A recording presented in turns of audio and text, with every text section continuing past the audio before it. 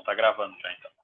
Eu acho que Nós vamos, então, falar um pouquinho sobre um projeto que é conhecido como a Nova Rota da Seda da China e os principais impactos, o que a gente entende como sendo alguns dos principais impactos que a pandemia de Covid-19 tem, ou vem tendo, em cima dos planos da China, que eles conceberam aí como essa nova Rota da Seda.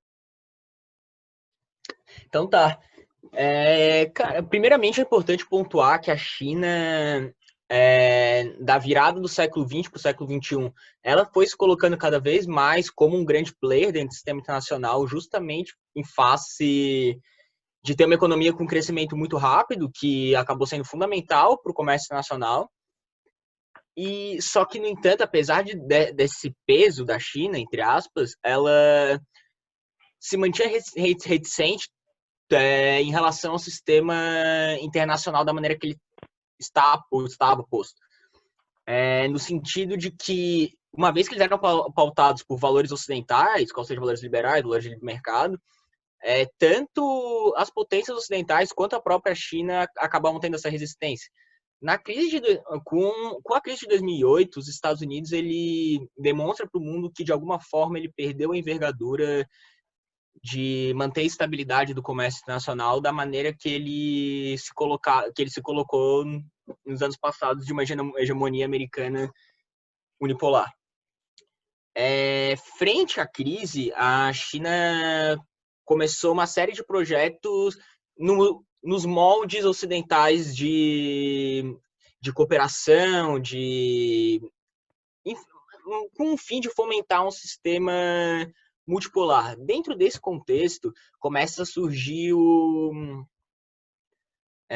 novos projetos chineses. O primeiro, o que a gente vai colocar em pauta aqui, o embrião, porque a gente vai colocar em pauta, seria o One Belt, One Road, que era um projeto chinês que tinha, num primeiro momento, o objetivo de pegar os países vizinhos imediatos da China e criar um ambiente de cooperação econômica, seja com financiamento, seja com investimento ou trocas, de modo a criar uma estabilidade para a região, a exemplo do Mar do Sul da China, porque dentro a política externa chinesa, um dos princípios dela seria que o desbalanço econômico traria crises das mais variadas formas, qual seja econômica, política e eventualmente securitária. A exemplo do Mar do Sul da China. Nesse contexto, ainda com o fato da emergência de um comércio forte entre a União Europeia e a China, que a União Europeia se tornaria nos próximos anos o maior parceiro comercial chinês, surge a ideia da nova Rota da Seda, que seria juntar a partir de infraestruturas, a partir de trens, rotas marítimas e rotas terrestres, ligar esses dois pontos de modo a... Will, desculpa que eu estou me enrolando um pouco, mas isso tudo dentro de uma forma subsidiária a implementação desses aspectos de cooperação dentro dos vizinhos próximos à China. O que isso consistiria?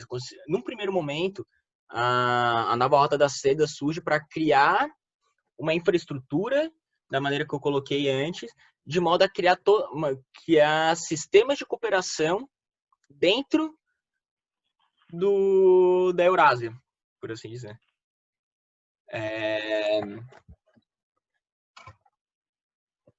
A literatura do tema trata especificamente da região da Ásia Central, do Oriente Médio e da Europa. E aí existem alguns motivos específicos para cada um desses pontos, né? A questão da Ásia Central seria pelo desenvolvimento regional, para que aquela região vizinha, digamos assim, se fortaleça, porque o arredor fortalecido isto aumentaria e potencializaria o comércio mundial de uma forma geral, e a China seria um dos beneficiários dessa melhoria. A questão europeia seria pela abertura de novos mercados, o que para a China é sempre interessante, porque eles têm um número muito grande de produtos manufaturados que precisam de mercado para absorção. Então, essa parceria e esse desenvolvimento de linhas de comunicação e facilitação de troca com a Europa potencializaria e abriria novos mercados para os produtos chineses. Tem a questão da maximização dos processos de troca, diminuindo o tempo de transporte. No artigo ele fala, por exemplo, que o transporte marítimo ele leva em torno de 2 semanas e meia a 3 semanas para fazer todo o translado, digamos assim, sendo que infraestrutura do que eles chamam de highway roadways, seriam os trens de alta velocidade. Isso poderia ser feito por terra em menos tempo, em 14, 15 dias. Então, além da abertura de novos mercados, a questão da infraestrutura também potencializaria e diminuiria o espaço e o tempo para o transporte dessas manufaturas que são produzidas na China. Eu não sei se eu até consigo colocar tão bem isso antes, mas tem que se pontuar que esse primeiro processo de criação de infraestrutura na Eurásia surge a partir de um projeto embrionário do que viria a ser uma tentativa de criação de um background institucional, de forma que aquela área que, num ponto futuro, seria mais... teria o comércio mais unido, de alguma forma, que criasse instituições de decision making, de modo a manter o próprio modelo de desenvolvimento baseado em exportação da China sustentável. Daí, frente a isso, dentro de todo esse contexto, surge a pandemia do Covid-19 na própria China. E a gente vai comentar sobre isso. Antes de a gente entrar propriamente na questão da Covid, eu acho que é importante a gente pontuar que, assim, a gente apresentou alguns dos que seriam os possíveis benefícios. No entanto, eles são benefícios do ponto de vista chinês, digamos assim, das aspirações que eles tinham ou do que eles almejavam com a criação desse sistema de infraestrutura, esses investimentos, esse desenvolvimento do mercado centro-asiático, essa ligação com a Europa e essa questão do Oriente Médio. No entanto, essa aspiração chinesa, esse investimento e o processo como um todo, ele sofre, obviamente, com críticas, porque todo ponto de vista vai ter sempre um contraponto, e alguns dos argumentos que eu levantei com a literatura, enfim, contrários a essa iniciativa da China, era relacionadas às aspirações chinesas à ascensão de superpotência, porque o sistema internacional ele foi, de fato, unilateral por muito tempo, sobretudo após o fim da Guerra Fria, com a dissolução da União Soviética. Os Estados Unidos passou a ser a única superpotência do sistema internacional, então a China tem surgido como um potencial, não diria adversário, mas um novo Estado. Um poder emergente frente a um gigante emergente. Um novo Estado para fazer frente, digamos assim, à dominância dos Estados Unidos em todas as esferas. Então, essas aspirações chinesas estariam por trás desse investimento, não seria... eu acho que é até meio ingênuo achar que a China estava fazendo tudo isso de bom grado, pura e simplesmente para ajudar os vizinhos. Tem um termo que eu achei interessante, que é a diplomacia da ajuda, como forma de expandir sua influência, no sentido de que a China vai distribuindo essas boas ações para criar uma rede de boa vizinhança e, eventualmente, poder cobrar alguns favores. Aí acho... Vai lá, desculpa. E é bom colocar que a China cria um novo regime, tenta criar dessa forma um novo regime de comércio local, regional. No entanto, para substituir os Estados Unidos de alguma forma, no entanto, a China se coloca no meio desse processo, obviamente, inclusive porque é levado a cabo por ela. Sim. E aí um terceiro ponto que é levantado, que eu achei muito interessante, que ele é recorrente, diz respeito ao endividamento dos países que eventualmente contraírem esses empréstimos, que é um dos desdobramentos que a gente está vendo, ou que tem se percebido com a questão da Covid, porque a China emprestou um volume muito grande de dinheiro para um sem número de países ali na África, inclusive na América Latina, e por advento da pandemia da Covid-19, a economia como um todo tem sofrido bastante. A gente tem visto aí retração do produto interno bruto de diversos países. A China, inclusive, passou por um período bastante complicado. No entanto, acho que dos países aí dos principais países da economia mundial, a China talvez tenha se recuperado mais rapidamente por uma série de medidas que eles acabaram adotando. No entanto, esses parceiros chineses para essa nova rota da seda não tiveram essa recuperação, ou ainda sequer dá para dizer que se recuperaram, então, nesse processo de recuperação.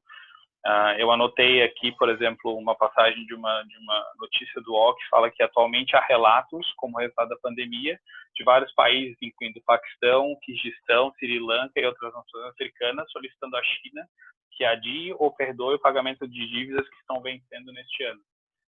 Paralelo a isso, tem no PDF que a gente vai disponibilizar uma notícia de que pela primeira vez em um espaço de praticamente 20 anos, um banco chinês precisou ser absorvido e reestruturado pela necessidade de se rever, de perdoar ou de estender, digamos assim, o prazo de pagamento de algumas dívidas que foram contraídas, ou de alguns empréstimos que foram concedidos durante o processo de estruturação desse plano. E aí eu, vendo essa questão e essa citação do Paquistão, Quirguistão e Sri Lanka, eu fui dar uma pesquisada na evolução do PIB desses países nesse primeiro semestre, e, por exemplo, os dados que são fornecidos pelo Asian Development Bank dão conta de que, por exemplo, o PIB do Paquistão retrai 0,4%, do Sri Lanka 5,5%, a previsão de retração do PIB para 2020 do Paquistão 0,4%, do Sri Lanka 5,5% e do Quirguistão cerca de 10%. Então, é de se esperar que esses países que estão aí com uma previsão significativa de redução de produto interno bruto, que vão eventualmente precisar direcionar esse dinheiro que iria para o pagamento da dívida para atender a população, de fato não tenham como cumprir com essas responsabilidades junto a esses bancos chineses e o Banco Asiático de Desenvolvimento, e essa dívida, enfim, ela vai precisar passar para alguém. Então, é uma questão aí que a pandemia da Covid-19 vai trazer como algo a ser encarado. Tem uma outra questão também que diz, por exemplo, que a China se encontra agora, por advento da pandemia do Covid-19, num dilema que ela teria duas situações, digamos assim: adiar e perdoar as dívidas e correr o risco de colocar em risco seu sistema financeiro e sua população. Ou seja, esse adiamento da dívida colocaria em risco a população chinesa, seria muito mal visto internamente, no sentido de que você imagina que seu país está passando por situação financeira complicada, que a população está precisando de dinheiro, que a economia está necessitando de investimento, e você está emprestando dinheiro para outros países. Então, você está preferindo a manutenção do seu plano de expansão, essa questão da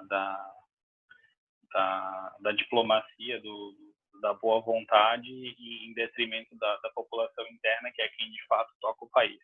E a outra questão seria exigir que os devedores cumpram o pagamento, podendo gerar críticas do mundo inteiro, reforçando a teoria de que a nova rota da seda era uma armadilha da dívida.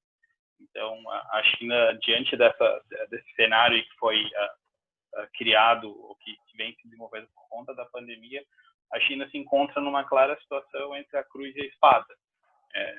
Ela não pode, do meu ponto de vista, ela não pode agir 100% nem para um lado nem para o outro. Eles vão precisar encontrar, eu acho que, um meio termo, para não perdoar por completo as dívidas, porque isso acarretaria um peso muito grande para o sistema financeiro chinês assumir.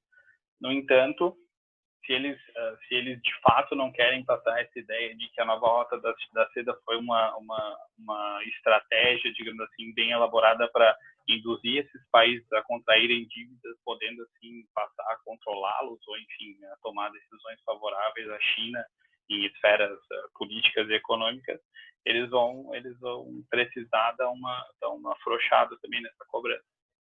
Né? Até para não tornar o projeto inviável daqui para frente, porque ainda é um projeto que está em negociações, que está em tese na sua fase embrionária. Então, no meio disso tudo tem uma guerra econômica com os Estados Unidos, né? E muitos desses empréstimos que a China fez foram feitos em dólares. Então, é um fator importante a ser levado em consideração. E tem o fato de que muitos projetos ou já haviam começado ou estavam prestes a começar. Então, em tese, já foi investido uma quantia de dinheiro nisso para ser pura e simplesmente abandonado. Então, esses projetos vão precisar ser revistos. No entanto, o que a nossa realidade, o novo normal, que talvez seja o slogan mais utilizado aí no momento, é uma realidade de pouca movimentação, seja de pessoas, seja de mercadoria, pelo fato de boa parte das fronteiras ainda se encontrarem fechadas. Então, a circulação de pessoas, de materiais é muito reduzida, e a gente sabe que essas obras elas demandam muita mão de obra, que geralmente é mão de obra estrangeira, pelo fato de ser mais barato. E o fato de que a fonte, não vou dizer que secou, mas deu uma minguada. Então, boa parte desses projetos aí vão precisar ser revistos.